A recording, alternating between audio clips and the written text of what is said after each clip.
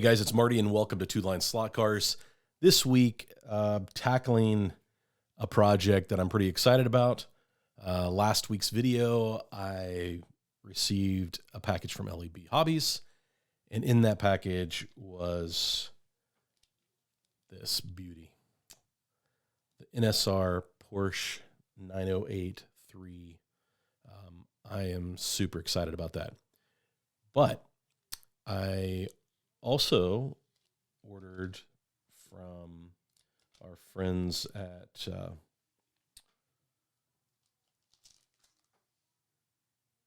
Slot Invasion. Actually, I ordered it through LEB Hobbies. The FT Slot Technic chip to put in the NSR car. So this video is going to be a tutorial on how to install this chip into this NSR, which I believe, we look at the car and you take it apart. First of all, the first thing I noticed, this chassis, this is amazing. Just the simplicity of the NSR chassis, and there's just a lot of float because of the motor pod and how it attaches to the chassis. Just really pleased with how this thing looks. It's going to be a top performer. It'll be quick. And I don't believe I'll have the same problem that I had with my Slotted GT40, where I broke the tower on one side that holds the front axle in. So that will be another video, me repairing, putting a new chassis on my GT40. I'm going to tackle that after this, but I really want to get this on the track. So let's dig in on how to chip an NSR Porsche 908-3. Okay, guys, we're going to attempt to put the FT Slot Technic digital decoder for Carrera Digital tracks. You can buy this from Slot Invasion directly, or you can pick it up at LEB Hobbies or Professor Motor, I believe, and multiple other places. But this is a great chip because it's tiny, and it already has the leads soldered onto the board, because when you look at these chips, they are so small. I mean, there's my thumb in comparison, so you can see the size of this chip. It is really small, and I just don't know that I could actually solder that without destroying that board. So I'm very thankful that these are already soldered. So yeah, now the challenge would be is where do we have room on this chassis? And when I compare, people were saying that they had to cut the legs off of the driver to be able to install the chip. When I look in there, I can see that it's pretty tight from the driver standpoint, the interior. I had to remove the interior from my GT40 to chip it, and that just really disappointed me. I hated that I had to do that, and so I'm hoping that I can get away with it. But if I look close, I believe that if I situate this chip right in front of the motor on top of that magnet, and even remove the magnet possibly, I might be able to make that work with this body. So let's look and see if we can lay that just right underneath that wire. If we could attach it right there, I think we could probably get that to fit. So that's what we're going to do.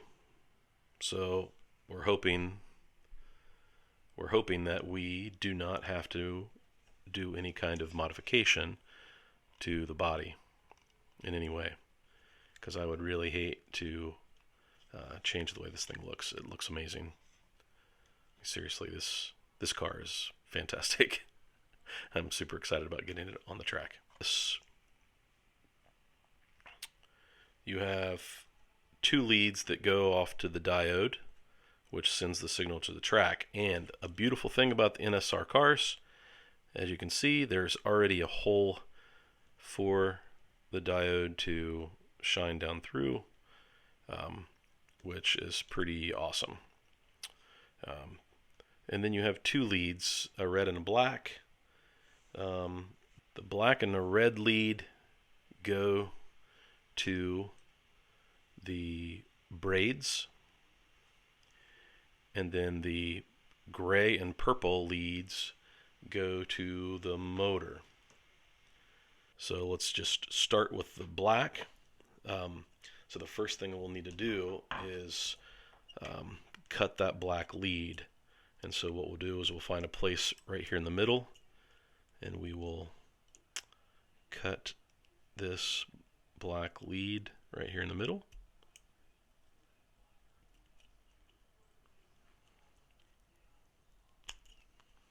Okay. And then with my little wire strippers, we will create a very small piece of the wire that's exposed so that we can solder. So we'll start with the front. And what I'll do is I will take a little bit of heat shrink and just go ahead and put that on the black lead so that we can make this nice and clean. And we really should have enough exposed to wrap this up a bit.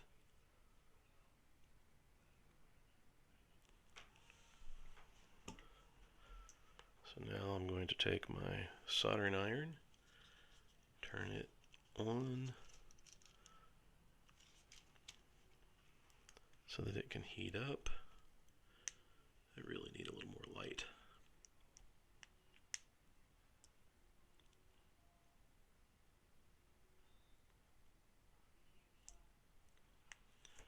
All right. So let's put that on that. Very good. And then we'll solder this black lead together.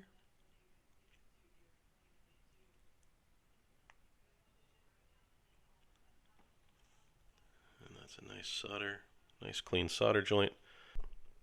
So I zoomed in a little bit. You can see this solder joint here, very small.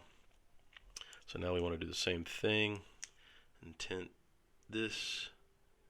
So let's heat the soldering iron up a little bit. Get some solder on that, and then tint that.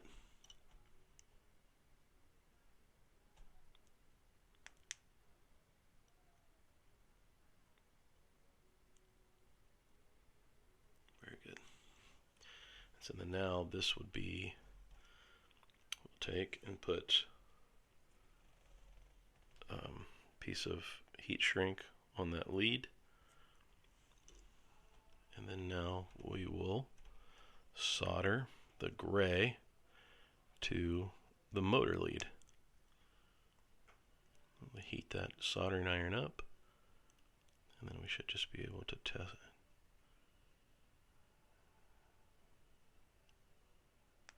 And now we have a nice, good clean solder joint. I want to put a little more solder on that.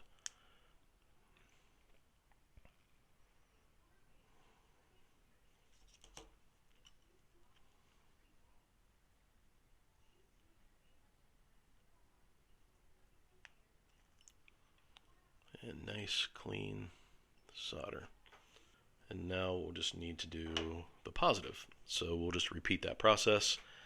Cut this wire in half right there. And then we'll strip back and expose enough so we've got something really easy to solder to.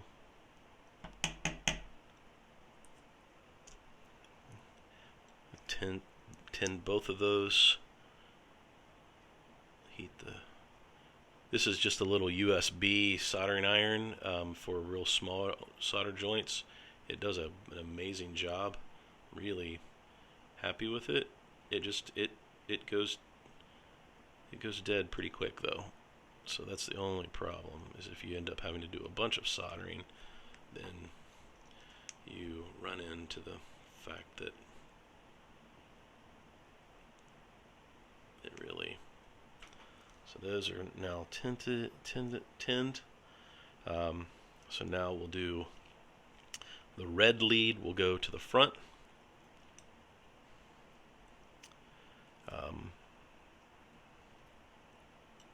And so now let's solder that.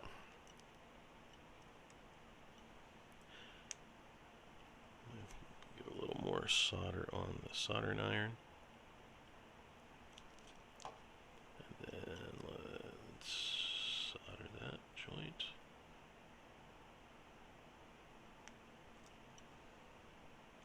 And I forgot to put heat shrink on that.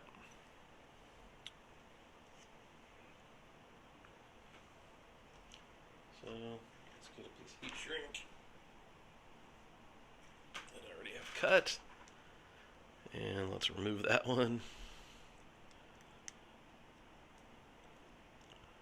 Resolder that joint.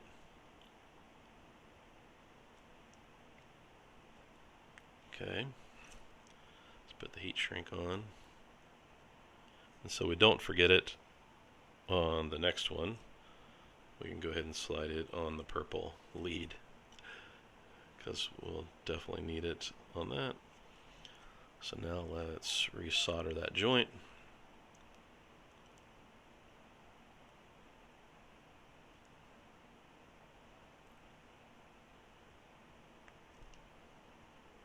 Good strong joint. And then let's solder the purple, which is the positive, to the positive lead on the motor.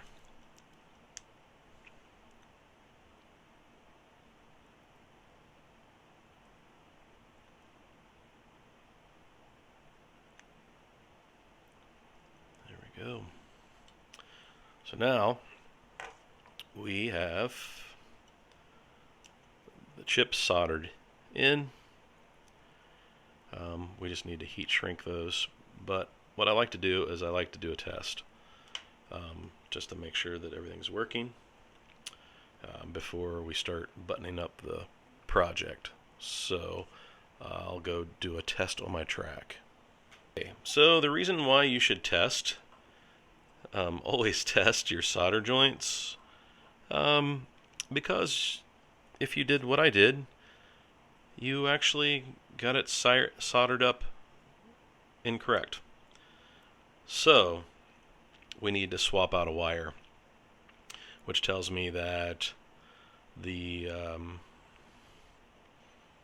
when I tested it, it actually initialized and coded the chip to the track, but then when I hit the accelerator, it went backwards. So I can do one of two things. I can trade the red and black wire on the front, or I can swap the solder joints on the back leads. So I think what I'll do is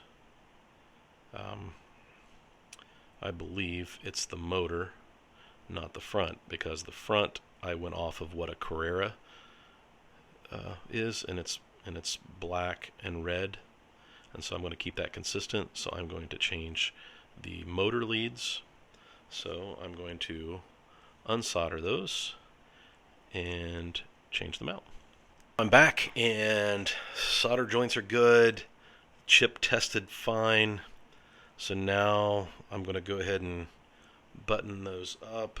Okay, now everything, all the soldering's done. So now I'm going to get the heat shrink that around just to seal that up nice and clean. So it looks good. Pretty easy. You can use a heat gun or you can use a lighter. I don't have a heat gun, so you just got to be careful that you don't melt stuff too bad.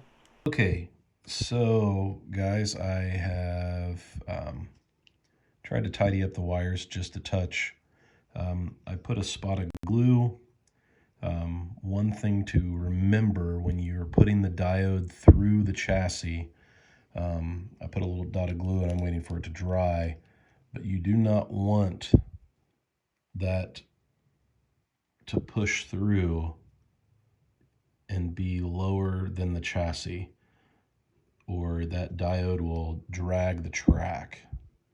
Now there's a little piece that you're supposed to put the diode in that holds it in. I have not had much luck with that because it sits below the chassis and it is something that scrapes on the track. So just make sure I put just a little dab of glue and then make sure that it glues up even with the surface of the chassis so that it does not stick down, so that it doesn't drag. So now I'm just going to wait and let that dry, and then I'll do a little more cable management. The chip, I just put a little piece of double-sided tape and taped it down on top of the magnet so I could always remove it if I need to, and we're in good shape. So that is the basics of soldering that chip in. Now, once that glue dries, I'll do some test fit to make sure that I can get the wires out of the way and back far enough that it doesn't interfere with the pinion and it will fit under the body. So that could be a little challenge. I left those leads a little long. I think if I were to do it over again, I would probably shorten those leads, just because I think it would make life a little easier and have a little less to have to deal with inside, if that makes sense. So we'll give it a test run, see if we can get the body on it, and at that point we have now chipped the Porsche 908-3. Okay, there you go. I've got it all buttoned up, back together. I have not tuned this car yet, but now we need to take it and test it on the track and see if it will do all the things that it needs to do. So let's head over to the track. Okay, we're here on the track. Let's turn on the track and then let's code. So we'll hit the code button. We will pull the trigger. Car is coded. And now it works. So let's, okay, well, let's give it a little push here.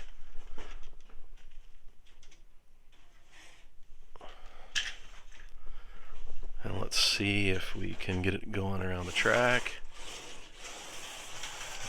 And lane changers work. Okay, I would say my braids, again, I've not done any tuning. Man, that car looks good on the track. Let's see if we can go in the pits. In the pits. And then out of the pits.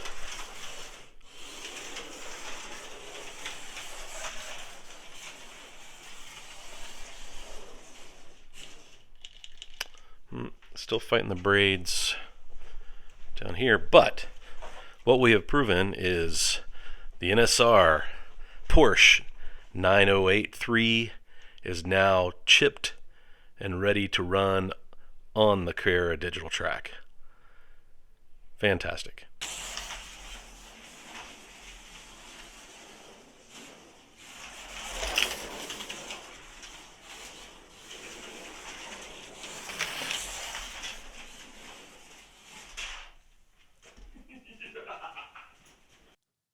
So guys, you saw it.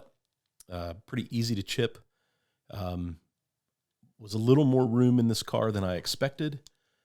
Somebody had posted on my video last week and said that they had to cut the legs off the driver.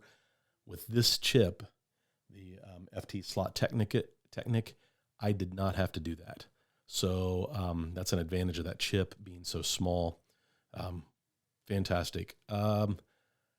Without any tuning, I was able to run some pretty quick laps. The one thing that I recognize with the NSR, just by looking at it, sits very low on the track. This is a race car. I have some quick slicks to put on this, which will give it some more rear bite. Probably could add a little bit of weight to this car. And then I think that changing out the guide to the slot invasion guide will be a big advantage to try to keep this thing in the slot. But I was able to run some pretty quick laps with it right off the bat without any tuning at all. So super excited about it. If you guys have any questions or comments, listen below. If you like this type of content and want to know more, like my channel, subscribe, like this video, so YouTube will put it in front of more slot car people.